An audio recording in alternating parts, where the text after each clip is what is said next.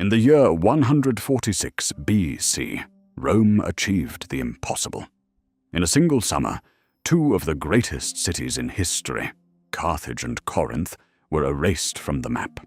The Republic had won the world, but in the ashes of its enemies, it had planted the seeds of its own destruction. For centuries, the city of Corinth was the jewel of the Peloponnese, a place of art, of philosophy, of staggering wealth. To the Greeks, this was the center of the civilized world. To the Romans, it was an obstacle. The Greeks had spent decades playing a dangerous game. They invited Rome in to fight their wars, then resented them for staying. They looked down on the Romans as barbarians with a talent for violence. But by 146, Roman patience had evaporated. The Republic did not come to negotiate. It did not come to admire the statues. Keep the line. Close the gaps. Testudo. Forward. The breach is open. Victory for the Republic! The commander was Lucius Mummius. He was a man of the old school, blunt, unrefined, and utterly indifferent to the high culture of the East. As his legions poured through the streets, Mummius oversaw the looting of the greatest art collection in the world. History records that as he watched soldiers load priceless Greek masterpieces onto ships destined for Rome, he issued a warning to the shippers that became a testament to Roman pragmatism and Roman ignorance. Listen well.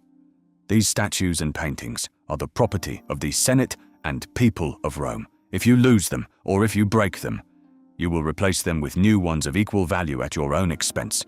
See that they arrive in one piece. He didn't understand that you cannot simply replace 1,000 years of genius, but Mummius didn't care. On the orders of the Senate, Corinth was systematically stripped. Every man was put to the sword. Every woman and child was sold into the slave markets. Then, they set the city on fire. The destruction was so total, the heat so intense, that legend says the gold, silver, and copper in the city's temples melted together, flowing through the streets to create a new alloy, Corinthian bronze. Greece, the land that had shaped the minds of the Mediterranean, was now a Roman province. The cradle of democracy was now a graveyard.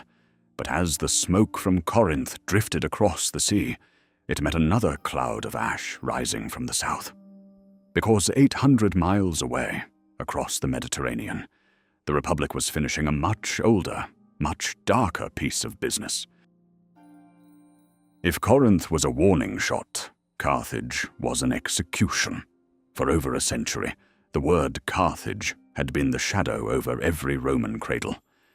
This was the city of Hannibal Barca, the man who had crossed the Alps, slaughtered 80,000 Romans in a single afternoon at Cannae, and stood at the very gates of the city. For 3 generations, Rome lived in the grip of Punic Fear. But by 146, that fear had turned into a cold, bureaucratic obsession.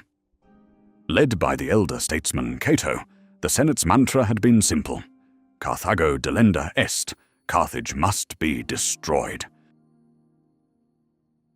The Third Punic War was not a contest of equals. It was a 3-year-long strangulation. The Romans had trapped 700,000 people behind the city walls, starving them until the survivors were mere ghosts. Then they broke in. For 6 days and 6 nights, the Roman legions fought for every street, every house, every room. They climbed over piles of the dead to reach the living. On a hill overlooking the harbor, the Roman commander, Scipio Aemilianus, watched the end of a civilization. Beside him stood his mentor and friend, the Greek historian Polybius. Among his staff stood a silent, 19-year-old officer, observing the scene with wide, dark eyes, Tiberius Gracchus. Such destruction. It is done, Scipio. After 700 years, the city of Dido is gone. A moment of glory, Polybius. And yet, I feel a terror for my own country. Terror? Rome is now the master of the world. That is the terror. Today, Carthage falls. But I cannot help but think of the turn of the wheel. For I know this thing well in my heart, and my mind knows it. There will come a day when holy Troy shall perish, and Priam, and the people of Priam of the strong ash spear. Polybius recognized the lines from Homer's Iliad. In the moment of his greatest triumph, Scipio Aemilianus wasn't thinking of glory. He was thinking of the future. He saw that if a power as great as Carthage could be reduced to a smoldering heap of salt and ash, then one day Rome's turn would come. He wept not for the Carthaginians, but for the Romans. By Scipio's order, the city was ploughed into the earth. The survivors were sold. The great library was gifted to African kings. Rome had finally found its closure. But as the young Tiberius Gracchus watched the smoke rise, he wasn't thinking of ancient Troy. He was looking at the soldiers around him, the men who had won this war, but who would return home to find they no longer had a place in the republic they had just saved. To understand the tragedy of 146, you have to understand the 5 centuries of blood that preceded it. Rome was not born a titan. In the beginning, it was a muddy cluster of hills on the Tiber, a backwater settlement surrounded by enemies who were older, richer, and more sophisticated. The Roman character was not forged in luxury. It was forged in the fire of near extinction. It began with a revolution. In 509, the Romans did the unthinkable. They cast out their kings. They looked at the tyranny of the throne and swore a sacred, ancestral oath. No one man shall ever rule Rome again. From that trauma, the Republic was born. It was a system designed to prevent greatness from becoming kingship, a machine powered by the competition of its aristocrats and the grit of its farmers. But for the next 200 years, it was a fight for every inch of soil. They fought the Etruscans to the north, the Samnites in the rugged mountains of the south, and the shifting tribes of the Italian plains. Time and again, Rome was beaten. In 390, the Gauls even put the city to the torch. But Rome had a peculiar, terrifying trait. They did not know how to stay defeated. In the 280s BC, the Greek king Pyrrhus brought his professional phalanxes and war elephants to Italy. He won every battle, but the Romans simply refused to stop sending armies. Pyrrhus eventually looked at his depleted ranks and famously remarked, "If we are victorious in one more battle with the Romans, we shall be utterly ruined." But the true test, the existential trial of the Roman soul, was Hannibal. In 218, the Carthaginian genius crossed the Alps and descended into Italy like a lightning bolt. For 16 years, Hannibal turned the Italian countryside into a slaughterhouse. At the Battle of Cannae, he trapped and killed nearly 50,000 Romans in a single afternoon. It was the greatest military disaster in the history of the ancient world. Any other nation would have sued for peace. Any other people would have surrendered. The Romans didn't even blink. They forbid the word peace. They lowered the enlistment age, armed the slaves, and marched back out to face him. They fought until the Carthaginian was exhausted. They fought until they produced a genius of their own, Scipio Africanus, who finally broke Hannibal's back on the sands of Zama. This was the Republic that reached its zenith in 146, a machine built for survival, refined by 500 years of constant warfare. They were masters of the world because they were the only people on Earth who believed that a war only ended when the enemy was dead. But what kind of system builds a society like this? To the kings of the East, the successors of Alexander the Great, the Roman Republic was a freak of nature.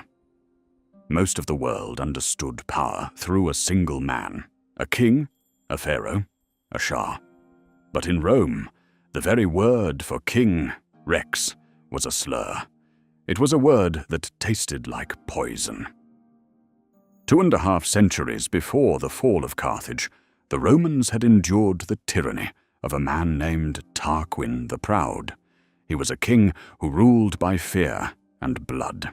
Legend tells us that a man named Lucius Junius Brutus led the revolt that cast Tarquin out. On the steps of the Forum, the Romans swore a sacred oath that so long as the Tiber flowed, no one man would ever again hold supreme power over Rome.